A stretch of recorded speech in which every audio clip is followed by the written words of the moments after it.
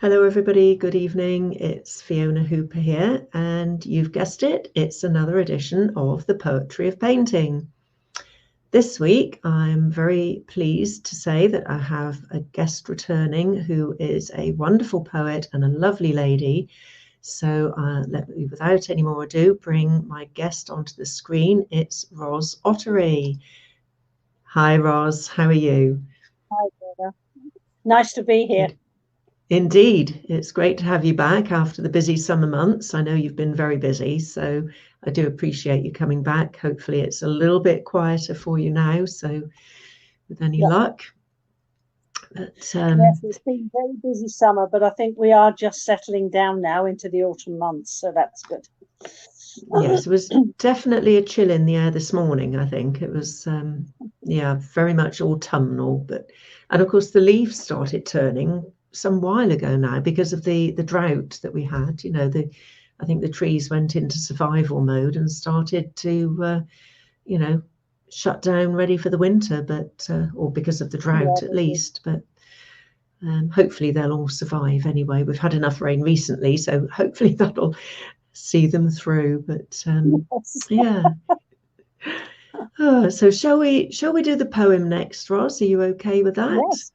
Okay, yes. So I'll just put the picture on the screen because it's one that is now in a new home. So I don't have it behind me tonight. And it's an oil painting, which was, I think, 50 by 50 centimeters, and using knives, as is my normal method now for painting. And it's called 5 Acre Field. And this one obviously just triggered something in you, Roz, because it's the one that you chose. And having heard your other poetry in the past, I am on the edge of my seat waiting to hear tonight's poem. Well, this was an interesting one. Very often they are from you, Fiona, when things that inspire are not, they don't always come out in a way which is just descriptive. Very often there's a bit of a story behind it. Mm-hmm. To form, this is what happened with this one, because the thing that struck me about this field was the fact that it's got an appeal because of the path and those things, but it's not classically beautiful. And what I thought was, it occurred to me, however, that beauty is not the only form of validation. And so this poem is from the field's point of view. Oh, Chris has just joined us. You're just in time to hear the poem, Chris. So well done for getting on. I see you had a few technical issues. I think technical issues seem to be the bane of our lives this evening. But welcome to everybody who's watching, and whether it's live or replay. So sorry about that, Roz. Just thought we'd welcome Chris on. So he's here in time to hear the poem. Okay, 5 Acre Field. From the point of view of the field itself, and you'll get it as I read the poem. I am life, although I lie dormant for now, behind forgotten, unkempt hedgerows, under the domed arc of the sky's never-ending blue, embracing the rough, ploughed troughs of my potential. I am the giving earth, dirt brown, row upon untidy row, shows all my turning in the rich, dark soil. Under the summer sun, these long, sacred furrows dry. Yet this is but a promise of next year's crop. I am your rich treasure. No hallowed vistas here, some meaningless view in pursuit of beauty or acclaim. No, under the naked bird song rests my venerable weighty work, but worthier still in peace and serenity for my enduring gifts. I am abundant nature, not that overlooked presence broken into small parcels of ownership called acreage, labouring under some illusion, that I am mud and clay and dirt on your shoe. Life's legacy is what I willingly give, and you willingly receive. In those woven threads of this embrace lives my purpose and your very existence. Wow, that is wonderful. I've never heard or read a poem or a story or anything before from a field's point of view. I mean, it's incredible. I love it. It's absolutely I have to astonishing. say, to get into this, what I was trying to understand is the connection between us and nature and everything. And this isn't a classically beautiful vista. What it has in beauty is its worth and the way that we rely on the earth. I actually think that it may be quite interesting to read this again at the end, because it's quite involved in poem. Yes. But I genuinely believe that it has a certain amount of weight, which is not necessarily heard the first time through. Well, I'd love to hear it again for my part. I would love to hear it again. So let's make sure we leave a little bit of time at the end just to let everybody hear it again. And some people may have just not, may have missed the start. And I know they can see it on replay, but they might want to just hear it as well. So that is just fabulous. Yeah, inspired. Thank you so much for writing that about my humble painting of a corner of a little field. That's my doorbell going. I shall ignore it. It was actually in Norfolk, this place, and I'd been spending quite a bit of time over there, and it was just a short walk from where I was staying, and at the time I still had the dogs, and we would go for some lovely long walks around that path, around the edge of that field, and you can just see the hedgerow dissecting the field as it goes away from us across the painting. And so cutting across that bit, the path, sticking to the path, obviously, and just you could go for miles, and it was just wonderful. The huge skies in Norfolk, because it is so flat, so the sky seems absolutely expansive, and so it's got really lovely memories for me, and it's very special. And the person who now owns it reminded them of going back to their courting days of when they would walk to meet up with their future husband.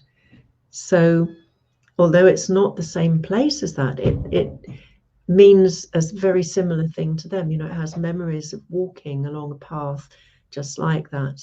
And as you say, it's not a classically beautiful view.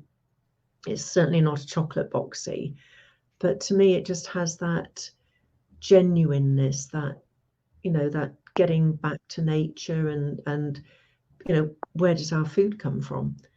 It comes from the land, and we should treasure that. And a very controversial point of view, I'm sure, maybe, but I just worry that we're not going to have any land left, the way that houses are being built at such a speed at the moment.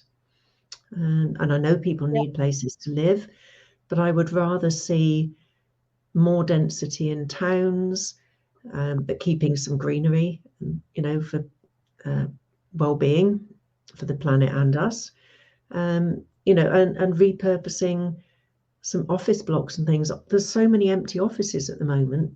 There's actually one near here it was offices, and it's being converted into flats. So it can be done.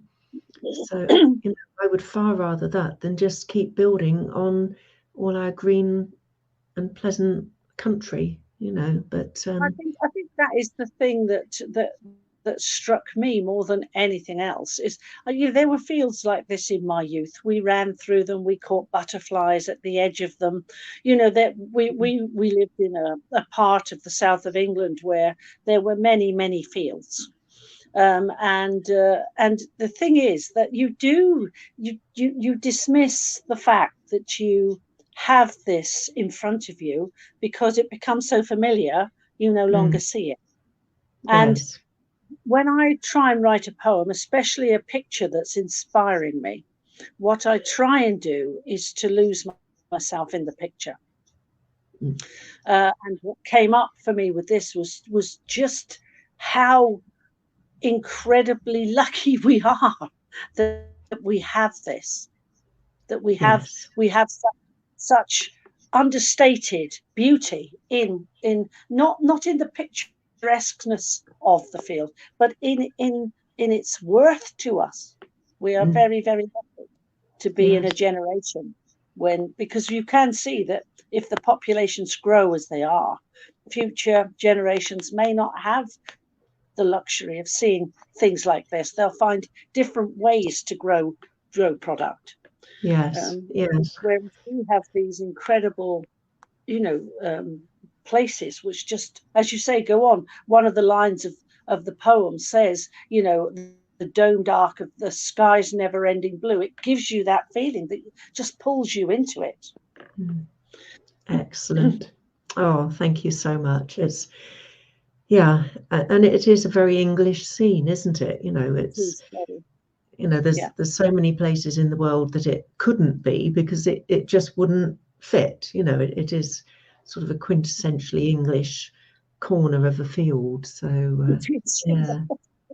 and there's many like it, and yet that's the reason why you perhaps don't see it sometimes. Yes. I did a series of daily paintings a few years ago now, and in a similar way, I was painting things that people take for granted and don't necessarily see the beauty of them.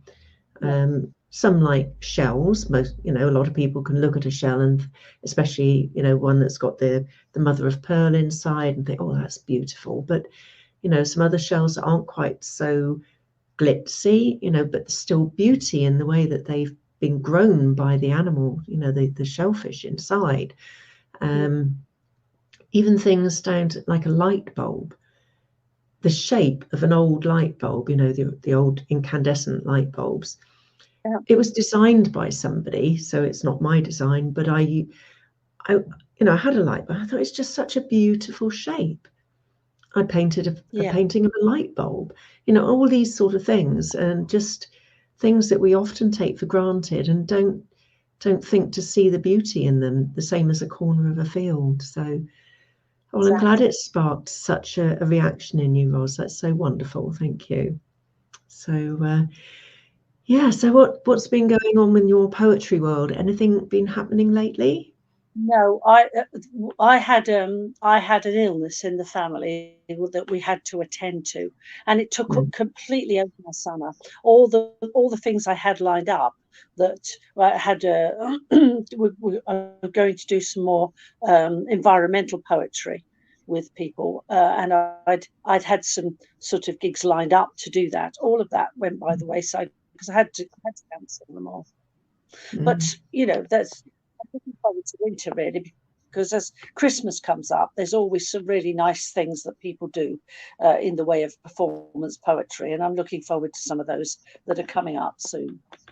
Good. Yes. And I think, do you know Skylar Winter? I think, don't you? Mm-hmm.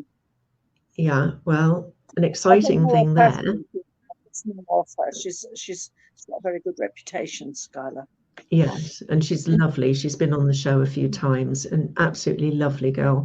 She's actually over in this country at the moment from Australia.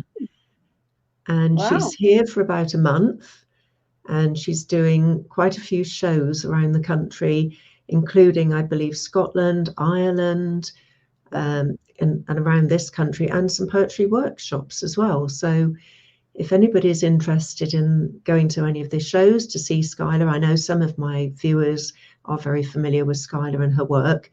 I will I will get Skylar to put a link in the comments later, or I'll put a link to her social media page, and do check it out, because I don't think well, this isn't something that's going to happen every year, let's put it that way. It's a major tour, and it's really exciting. So I'm actually meeting up with her as well, which is great. And that would be great. Meeting in person as opposed to on social media or online is just so lovely. So really looking forward to that. Yeah, so something to look out for, everybody. I'm sure that Skylar will be advertising it, but I'll message her and ask her to put some links in the comments later. So so that's an exciting bit. How are your exhibitions going in London? We had an exhibition in Horsham back in August, which was a lovely exhibition, really good quality, some beautiful work there. And this last weekend, I had an art fair that I was doing at Sandown in Surrey, which is not far from here. And it was a lovely show, really lovely. I met some more wonderful artists, so making more connections and networks as well, and seeing all their art. Again, fantastic work at the show there. I think about 130 different artists, and something for everybody, from different mediums, different genres, different subject matter, the whole work. So it was absolutely fantastic. And I already know quite a few of the artists who were there, including Sammy Hexter Andrews, Stephanie Lester, Steve Brooks. They're all from our Blooms group, and Wendy Kimberly, and quite a few other artists as well, which sorry if I've missed anybody out there, but and also new artists that I got to be friendly with over the weekend, which was lovely. It's such a lovely atmosphere, and just all helping each other out as well, and sharing ideas, sharing information, which I don't know if it's like that when you go to poetry shows. Do they exchange information and ideas, and is it all very... It depends where you go. It depends which poetry places you attend, because some of them very often are just, when I say just, it's pleasant evening, but they're not necessarily places to share ideas per se. They're very often in the open mic type of situation. You get certain poets that are invited, and you go to listen to their work, and then perhaps perform yourself on a couple of, but there's not a great deal of sharing of information in that. But there are others in which you deliberately go to do just that. Okay. You'll share themes or ideas or whatever the person that is organizing the group will want, and I love those because they're very interesting. I go to one in particular is a lovely group because it shares all types of writing, not just poetry. It shares stories and ideas and thoughts, and that's Jackanory, and Halima Mayat runs that. And that's a lovely, it's where everybody sits in easy chairs, and you have the Jackanory chair that you go and sit in to do the bits, and it's just a very, very free flowing, a very pleasant way to discuss and talk about writing, really. That sounds like really good fun, actually. And yeah, it's really good fun, especially when it's all done in a helpful sort of atmosphere. And we've got Vitesh joined us as well, Roz, and he loved your poem and agreed with Chris that it was excellent and powerful. And Vitesh says, are you planning to come to the Henley Literary Festival? I think it might be a little bit out of your area, Roz, but well, it is. But I do attend. Usually, I would say yes to that, because when it's a literary festival, and there's quite a few around Britain, I would try and attend those things. But it's just been one of those summers that has stymied from the things that I would normally be doing. So there's a lot of things that I've now got to catch up on. A lot of places I said I would read and I couldn't, so I've now got to into my diary. So at the minute, I don't know quite what I'm able to attend and what I'm not, but I'll try, you know. Yes, yeah. I love literary festivals. It stimulates and makes you all excited that words can be so incredible. I love that. Yes. Well, Ritesh, I hope it goes really well. I don't know if you're performing or not. No doubt I will find out very soon because you're coming back on the show again, Ritesh, which is wonderful. So, yes, you know, before I started doing this, I had no idea there were so many shows, festivals, and, you know, activities going on around poetry and writing all the time. It's, you know, a whole new world out there that's opened up to me. So fascinating.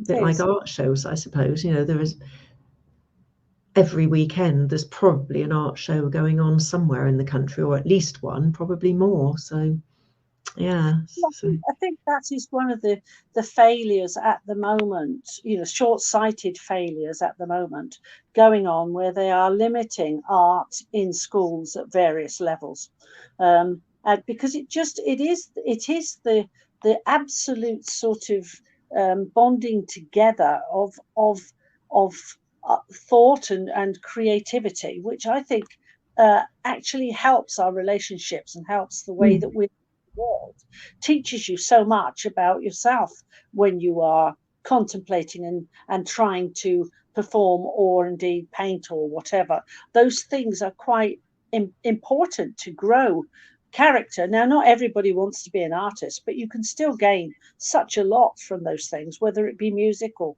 poetry or painting or whatever it is. And it worries me that those things are being closed down a little bit, because had I not had that at school, I don't think I would have ever found out who I was. Yes, yeah. It could even be woodwork, you know, wood turning, Absolutely. creating things, you know, in metal or wood, or, you know, as you say, it doesn't have to be painting or poetry. It could be any number of creative pursuits. And I just think it's so good for mental well-being. I do too. In fact, without it, I think our mental well-being does deteriorate. You know, even if you switch the radio on and you're just listening to music, all of that is it sort of feeds your soul, doesn't it? That's the point. Yes, and music is so emotive as well. Like, you know, listening to your poems, it's just, it stirs the emotions. It gives you food for thought, and, you know, looking at things from somebody else's perspective. And that happens whether it's a painting or music or poetry or a novel. You know, it's all stimulation for our little grey cells, and that's not a bad thing, is it? Let's face it, you know. Well, I think it's the opposite of a bad thing. Yes, it's the most incredible thing, because, you know, the American phrase, it's not one I particularly like, but thinking out the box. Well, that, you know, any artist, anybody that's attempted any kind of art project, as you say, even anything creative, you know, very often you are thinking out of the box, because that's what creation is, really. Yes, absolutely. And, you know, it doesn't have to be, you know, you don't have to be thinking, oh, I've got to do something really weird to make it arty. Just You know, come. absolutely. Oh, Ritesh says art brings positive vibes, souls needs. Music, painting, poetry.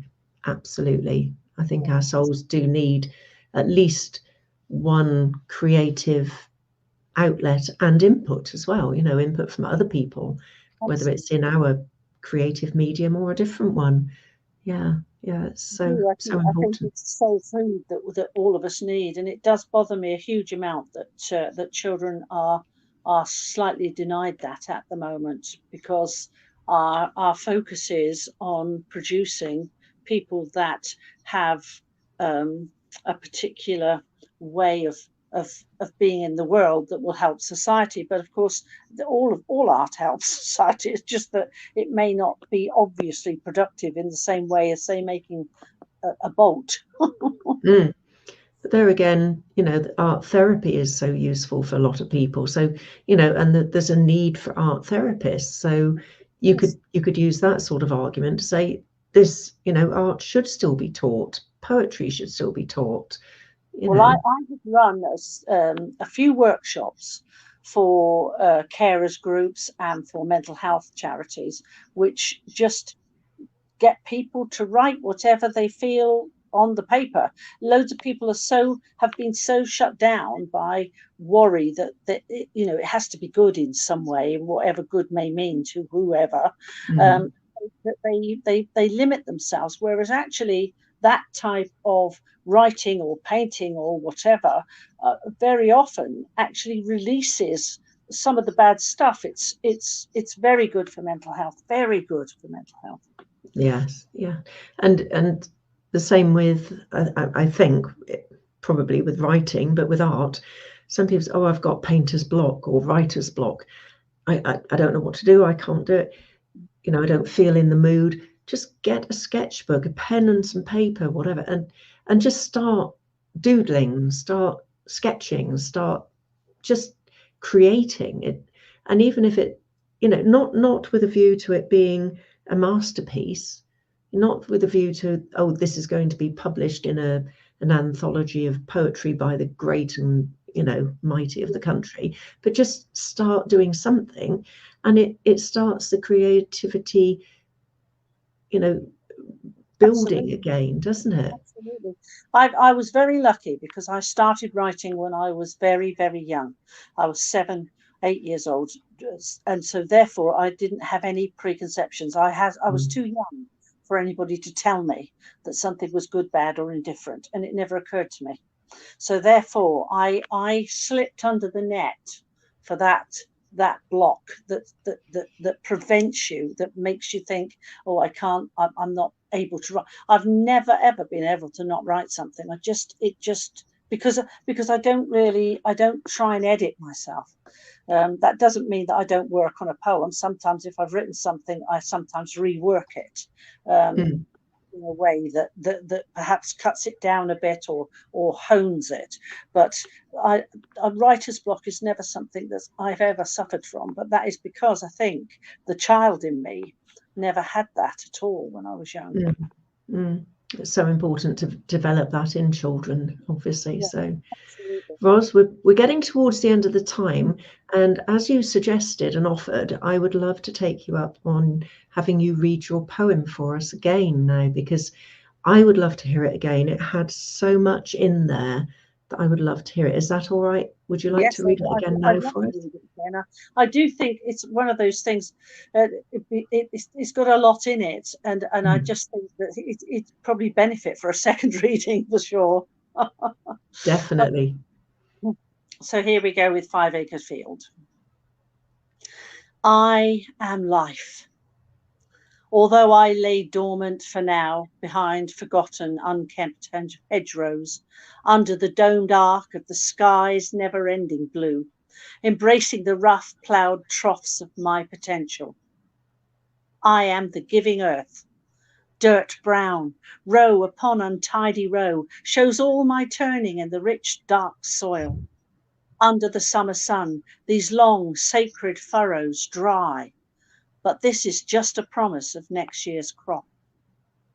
I am rich treasure, no hallowed vistas here, some meaningless view in pursuit of beauty or acclaim. No, under the bird's song rests my venerable weighty worth, but worthier still in peace and serenity for my enjoying gifts.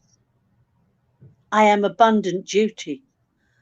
Alone I shoulder the feeding of the myriad vast and unpredictable world, and under the watchful eye and eagerness of the hungry, I hold firm the hill, the road, the meandering stream. I am entwined nature, not that overlooked presence, broken into small parcels of ownership called acreage. Labouring in some illusion, I am but mud and clay and dirt on your shoe. Life's legacy is what I willingly give and you willingly receive. In those woven threads of this embrace lives my purpose and your very existence. Magic. Thank you so much for reading it again to us. Beautiful. Absolutely stunning. So unfortunately, we are now getting to the end of the time, and I'm really glad that we managed to fit that in. So thank you so much, Roz. Thank you, everybody, for watching. I'll be back again next week with another show with another very special guest. You know who you are. And I look forward to seeing you all then. In the meantime, don't forget to just visit my website, sign up to my VIP mailing list so that you'll get to see new paintings as soon as they're available. So take care, everybody. Thank you for watching, and see you very soon. Take care. Bye-bye, Roz. Bye. Bye. Bye. Bye.